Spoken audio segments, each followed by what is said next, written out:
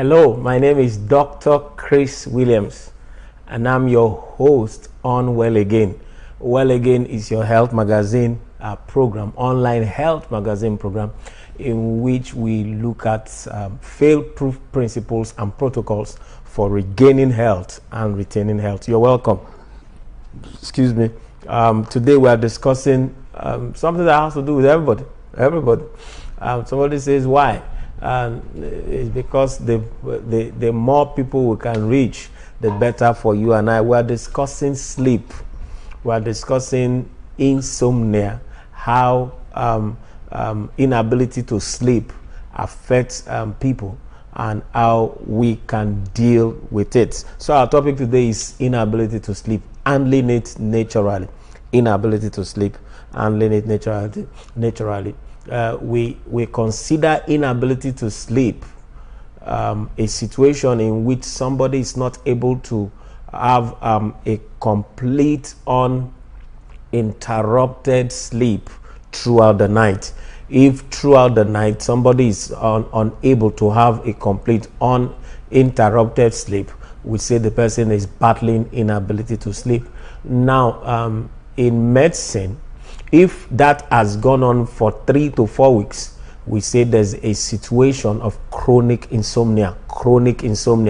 That's inability to sleep effectively and productively for 3 to 4 upwards, and is battling chronic insomnia. Inability to sleep presents in different ways, about 3 of them.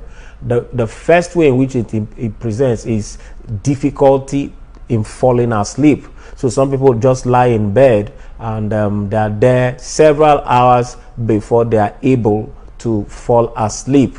Okay, and then some people will fall asleep early, but they are not able to remain asleep.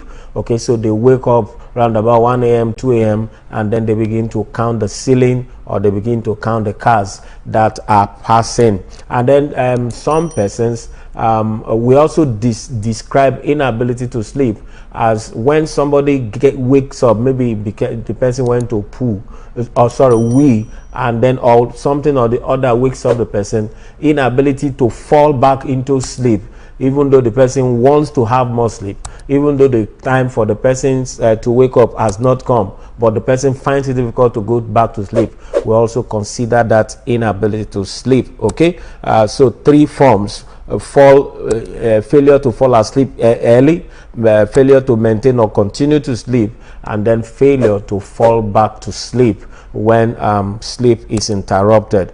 Okay, it looks so unassuming. It looks like it's an everything thing. It doesn't matter. But unserious as it may appear, inability to sleep is a very serious thing, especially if it's chronic, because it is telling us that something serious or something even sinister medically may be going wrong in the person's body. It's often an indication that something serious is seriously wrong. There's a serious medical disorder underlying somewhere.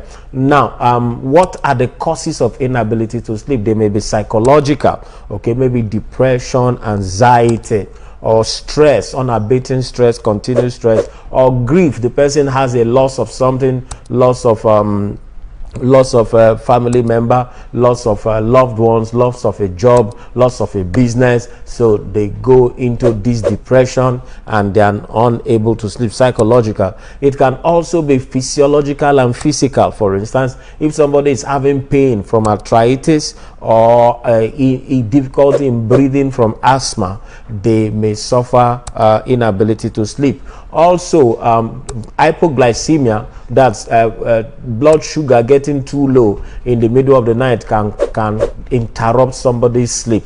Okay, so we call that hypoglycemia. Hyperthyroidism is also a situation that the thyroid gland is functioning more than it should be functioning. It can produce inability to sleep. Indigestion, if somebody has eaten too much or too large, or they ate something that is not right for their system and they are not they are not digesting well, it can keep them from sleeping. Okay, disorders of the kidney, the liver, and the heart can also cause inability to sleep. Now, aches and pains, generalized body aches and pain can cause inability to sleep. Also, consumption of caffeine, of alcohol, of drugs can also cause inability to sleep. If somebody is battling jet lag, they have traveled for a long time, they have traveled over time zones, and then they arrive, they wake up, they sleep, they do their night at a particular night time zone, and then they wake up in another night time zone. It can cause jet lag, and they are not able to sleep. The use of drugs like phenytoin is used especially to treat epilepsy. Such drugs and drugs like pseudoephedrine. Pseudoephedrine is most common. It's commonly used to prepare decongestants, nasal decongestants. They can cause inability to sleep. So what they do with such things is that they add things that can make people sleep. But pseudoephedrine on its own can cause you to be awake all night. Okay, if somebody is having a treatment that involves thyroid hormone replacement, it can cause inability to sleep. Restless leg syndrome. There's something called restless leg syndrome. All night the person's leg will be paining them. They are feeling very much discomfort in their legs. The leg is peppering, it is painful, it is tingling, it's cranky and all that, and then the person all night is trying to stretch their legs. Some people will even station a fan on their legs. That's restless leg syndrome, and it can cause inability to sleep. By the way, if you just taking magnesium can help you deal with restless leg syndrome. Okay, lack of calcium or magnesium can also lead to inability to sleep. There's one called sleep apnea. I will talk about it. And then we have said that systemic disorders affecting the brain, affecting the kidneys, the liver, the heart, affecting the pancreas, affecting the gastrointestinal system, and the endocrine system at large can cause inability to sleep. Okay, also sleep apnea. Sleep apnea is a condition. It happens more in people who are obese, and it's a condition where the diaphragm, you see here, right under your chest cage, there's a tissue, I should call it, that separates, or a fascia, I should call it, that separates your lung area, your rib cage, from your abdominal cage. Okay, it is called the diaphragm.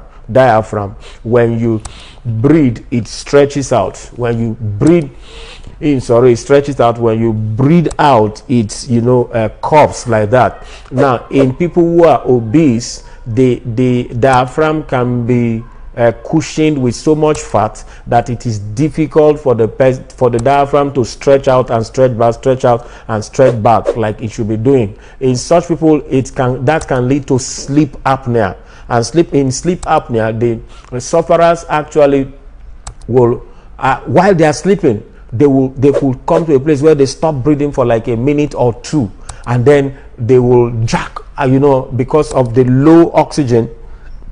During that time, when they stop breathing, they will jack out of sleep, and then they will also go back. So people who have bad sleep apneas, they can do that, get into a time where they are not breathing, oxygen gets low, their brain begins to lack oxygen, and then feeling like suffocating, they will wake up back and then breathing again, and then they just continue just like that. Okay, so that's sleep apnea. Sleep apnea can happen almost 50 times, 100 times, sometimes 200 times in the middle of an 8-hour night. Okay, and I mean, you can imagine somebody is jacking awake all night, that they are not really having a good sleep. If you are battling sleep apnea, it's something that you need to deal with very, very seriously. Okay, so what are the effects of insomnia or inability to sleep? It can destroy the health that we have talked about. We said that insomnia is it's oftentimes a sign of a bigger health problem. It's oftentimes a sign of a bigger health problem, insomnia. And then if it is there and it does not abate, it's not dealt with, it can lead to greater health problems. Okay, so insomnia, whichever way you look at it, can destroy somebody's health. Also, it can destroy somebody's relationship, because when you are not sleeping well, you are not well rested, and then the person is not in the right mood all day, they are not in their right emotion, you know, they begin to do things that are out of sync with their nature, with the person that they are, and it can destroy their relationship. It can also affect our productivity and destroy our productivity. There are two levels of sleep. There's the rapid eye movement, and there's the non-rapid eye movement. Rapid eye movement and non-rapid eye movement. The rapid eye movement, which is called the REM sleep, has about 5 stages of them. 2 light stages 1 and 2 light, and then stages 2 and 4 light. Okay, so it's somewhere within these 5 stages of the REM sleep that dreams usually take place. Okay, and then people who do not have good night rest, they are not able to get the best of REM sleeps. And REM sleep is what is magical about sleep. Okay, is the REM part of sleep that is magical about sleep, that is therapeutic about sleep, that rejuvenates you about sleep. Now, if somebody is not able to access the REM sleep effectively while sleeping, they are not able, so the sleep will not be refreshing for them. It will not be effective to them. Usually, going between the REM sleep and the REM sleep, it takes about 2 hours, and then you go again, and then you go again, and then you have completed the 6 hours or 8 hours of sleep. Okay, whichever way you put it, sleep is very important. I usually will say this: if you are not sleeping, don't keep quiet. If you are not sleeping, say out, talk out, let somebody help you, because you can damage yourself and really damage your life by not sleeping well. Now, what are the things that one needs to do in order to sleep well? What are the things? So we'll talk about the things that you should not do in the first place. The things that you should not do in the first place. Sorry about that. I needed to pick up something that fell off me. Now, what are the things that you should not do? Avoid things that take away your sleep. Avoid things that take away your sleep. Avoid heavy metals, abuse and use of heavy metals. Okay, very important. Also avoid use and abuse of heavy meals. Heavy meals, particularly. Don't eat heavy before sleep. It's so important. If you eat heavy before sleep, all night your tummy is trying to settle, to clear the debris of what you have eaten, and then your body will be too active. That's the word. So eat light at night. Let your major food be somewhere in the afternoon. Avoid things like caffeine, avoid alcohol, avoid nicotine, avoid cheese, chocolate, sweet things. Generally, sweet things keep you active. I'm sure we know that. That's why we encourage, don't give children sweet things, because it makes them overactive. Sweet things also make adults overactive. So anything sweet, sugars, sugar canes, all those sweet things, stay away from them. Stay away from them generally, and then stay away from them particularly towards night. Also, things that are made out of wheat and flour, stay away from them. Reduce your eating of animal proteins. We said eat fish, and then eat very little animal proteins. Okay, things that are sweet, including sweet fruits, remove them or reduce them drastically. Stay away from flour and wheat based foods, and then stop using MSGs, chemical spices, to cook your food. Very, very important. Okay, so eat less heavy. We have also established that eat less heavy, and then also pay attention to yourself. There are some foods that your body reacts to regularly. Whenever you eat them, you are not able to sleep. So the night you are not able to sleep, recall the things that you ate the last day, the previous day. It may be a pointer to what you should not be eating the next time. Okay, also avoid the use of nasal decongestants. Avoid the use of nasal decongestants at night. They make you not to be able to sleep. Now there are some things you need to do, some psychological things you need to do in order to gain your sleep back or to be able to sleep well continually. Number one, use your bedroom only for sleep. Only for sleep, and then maybe love making and sex and all that. Use your bedroom only for that. Don't take walk to your bedroom. Don't watch TV in your bedroom. Don't read in your bedroom. Okay, the idea behind that is that your mind will be conditioned. Once you enter your bedroom, your brain begins to tell your body that it is time to sleep. Okay, it helps. It's mentally, it conditions your brain. Okay, as a matter of fact, that's why God alternates light with darkness. When the sun is going down and darkness is falling, your body begins to release an hormone called melatonin. And melatonin, the work of melatonin is to help us to fall asleep and to sleep well. Okay, so when day is going and night is coming, it prepares your mind. It reminds your brain. Your brain begins to say, now it's time to sleep. And then your brain, a part of your brain called the pineal gland, begins to secrete hormone melatonin, getting you prepared to sleep. So there are other things also you need to do in order to stimulate your brain ready to sleep. Well, part of it is reserving your bedroom only for sleep. Very important. Also, use other things in your bedroom that can help you sleep well. For instance, we have said don't take TV to your bedroom. Don't have a radio in your bedroom. Don't have all those extra noises in your bedroom. Very important. If possible, don't take your phone to your bedroom. Okay, leave your phone somewhere, leave it off, leave it on airplane mode somewhere, so that you can sleep very well. Also have white noises, sources of white noise. What is a white noise? I will describe it. I can't define it. I will only describe it. The kind of noise that a fridge or a freezer gives. A fridge. That kind of noise. That's the same noise that an AC gives.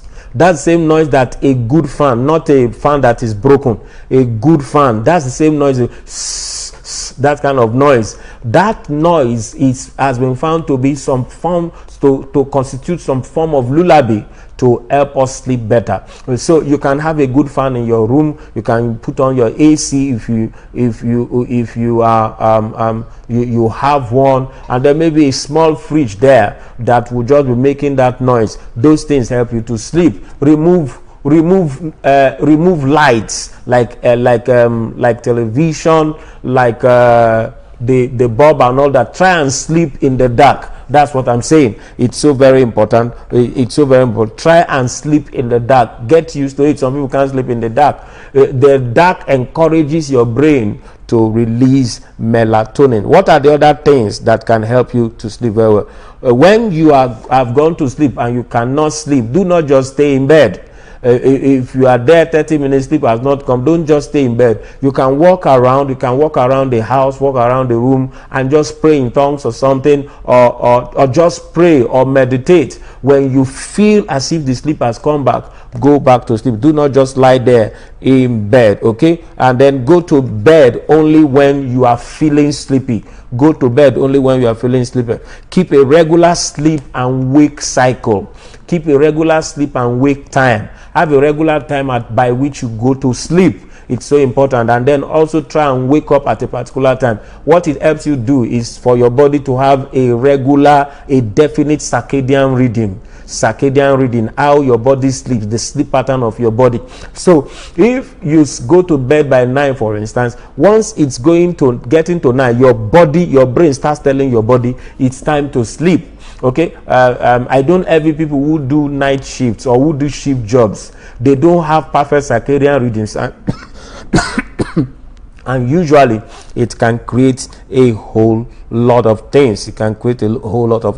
Okay, so keep a regular sleep-wake cycle, and then sleep in the dark. We have talked about it. Exercise in the evenings, very important. Exercise in the evenings. Exercise in the evenings. When you exercise in the evenings, it helps you to be a bit more tired, and then you go to sleep. I mean, some people do not suggest that, but I've seen it work for me and many of my clients. After dinner around 7, take a mild exercise. Just walk around or something for like 30 minutes to 40 minutes. Come back, shower, use hot water to shower if you care, and then try and sleep. You see the sleep will come faster. So take a hot bath, and then you can use essential. If you have a good bathtub, you can plug the water and then let it be warm or hot, and then add some essential oils like chamomile oil or valerian root oil or passion flower oil. All those things relax you and they help you to sleep better. Make your bedroom very comfortable. It's important. Let your bedroom be very comfortable. Okay, do not let your bedroom be too stuffy. Okay, do not let there be too many loads and many things. Make the bedroom comfortable and well ventilated. It helps you to sleep better. And then your bed also, if it is old, change it. If it is cranky, change it. If it is if having a good bed or a good bedroom is an investment into your health. It's an investment into your health. Okay, deal with worries. Learn to deal with worries. Okay, learn to deal with your emotions generally. Learn not to take things overnight. Whatever the word of God says, sufficient unto the day is the evil thereof. Learn not to take things overnight. He said, do not be angry and sin not, and do not let your anger go with you to bed, and all those kind of things. I think also, do not let your worry go with you to bed. Once you want to sleep, just discard it and then go to sleep, and then wake up to a bright new day in which you will see the fresh favor of Jehovah. Okay, so you can also use melatonin supplements. We'll talk about it. And then if you snore, you can try sleeping on your side. And then if you snore, maybe you are overweight. If you lose some weight, you will be able to sleep better. All right, now, what are the things that can help you sleep well? The supplements.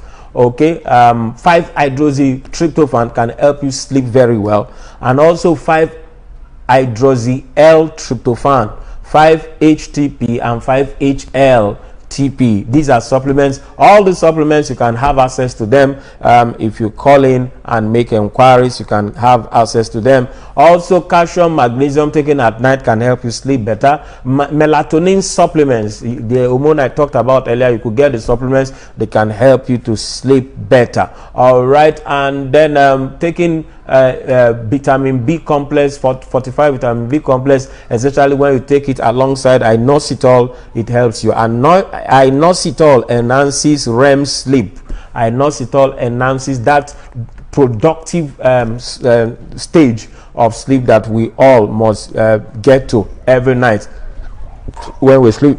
Okay, there are other things that can help your sleep. Niacinamide and then ascorbic acid. Ascorbic acid is a good antioxidant and it can help your sleep. Zinc also helps you to battle insomnia. It helps you to overcome insomnia. There are herbs that can help you to overcome insomnia. There are so many of them. There's chamomile, there's California poppy, there's catnip. Chamomile and catnip particularly, they are mild and they can even be used with children. There's hops, there's kava, there's lemon balm, there's passion flower, there's skullcap, valerian root, chamomile and all that. All this can help you have better sleep. They can help you have better sleep. Do not forget, we are not prescribing, we are just saying this for information's sake. There are things that can help you sleep. They are not addictive, they are not drugs. Unlike the drugs, what makes the drugs addictive is that the drugs,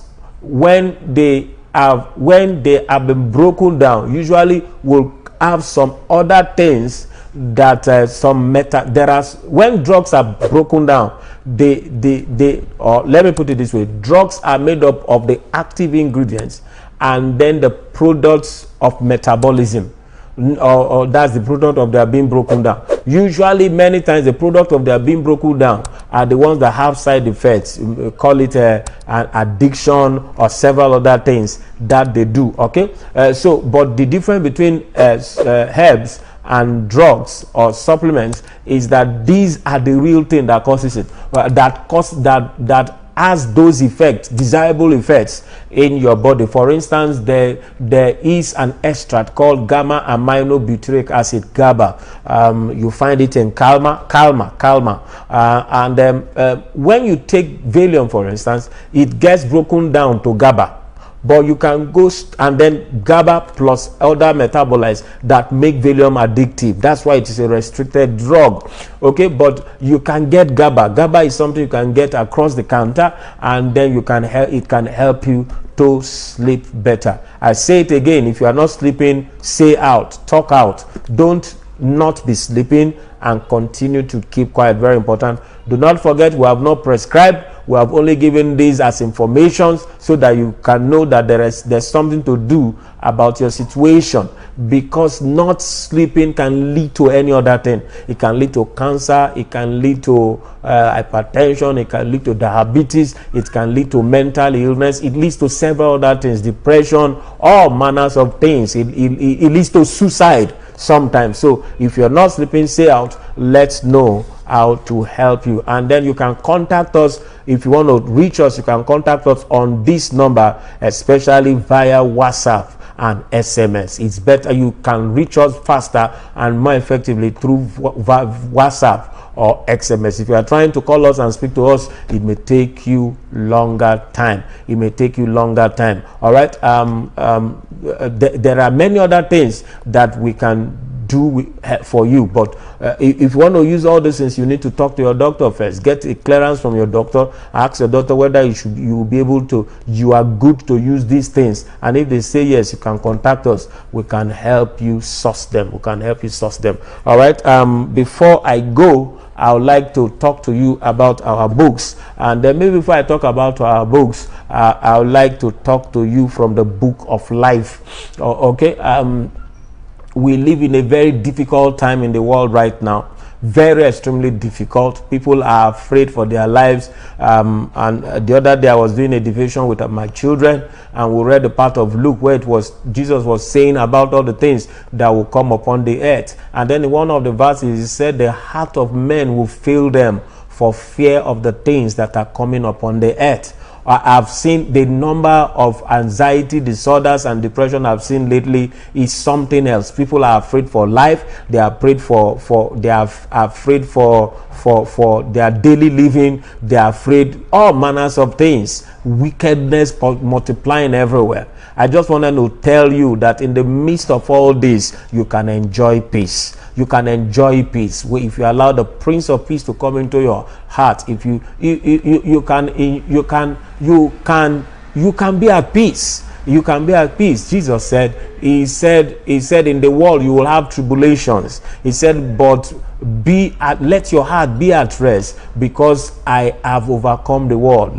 Be cheerful, because I have overcome the world. He has overcome on our behalf. So whatever is falling on the head, we are exempt from it. We are spared from it. All right. I've done this for 30-something years of my life, and in all I can say, like the psalmist said in one of the places, he said, I've been young and I've old, and I've not seen the righteous forsaken, nor his seed begging for bread. Okay, you can come into that relationship with him. He can be resident in your life. Okay, so many things, especially if you live in the part of the world where I live, all manners of uncertainty, man's injustice against man, all kinds of things. People are being killed, dying every day and all that. And it just makes me happy that one has his life insured somewhere.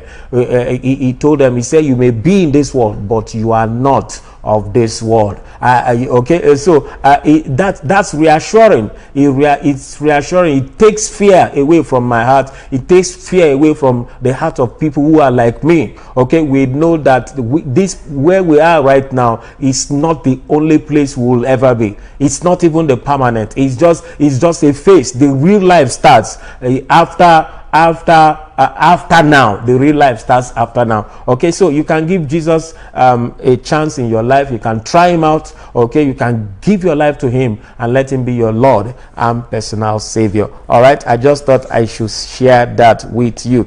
There are some of our books here, and then there's Reversing Hypertension and Cardiovascular Diseases Naturally. Very powerful book, Reversing Hypertension and Cardiovascular Diseases Naturally. This one says Reversing Depression Naturally. How to reverse depression naturally. See, people, you do not have to continue to be depressed and be overrun with anxiety. You can be at peace. I'm telling you, you can be at peace. You can be at peace. And then this one says Reversing Depression Naturally. Reversing Depression naturally, how to reverse depression naturally. And then there's another one, it says make your food your medicine. Make your food your medicine. And then we have this, I call it our flagship, all right, sickness free fail proof protocols for regaining and retaining health. All these books, you can order them, we can send them to you, whichever part of the country you are in, we can send them to you. We can also send all these supplements and everything that you have heard here, we can send them to you. I forgot to mention that oats is very powerful. Oats actually contains tryptophan, so a good meal of oat at night, not too heavy, light, can also add to your food. So in case you need to know where to get oats, you can use it as cereal. They can help you meal it. You can use it to make swallow. If you just contact us, you will also be able to get them. Thank you so very much for listening. Thank you. Do not forget to share. Do not forget to subscribe. Do not forget to turn on your notification. Let's take if you find this material useful and other materials, why not just send it to somebody, and let's see how long or how far we can go in trying to rid the world of sickness and of suffering and of pain and anxiety and depression. Thank you so much for watching. All right, do not forget our YouTube page. Where you are right now is Dr. Chris Williams, and there are several others, several other topics, titles that you can look for on the internet. There's several others, literally close to 20 of them, and weekly we are updating on that. God bless you. Bye bye.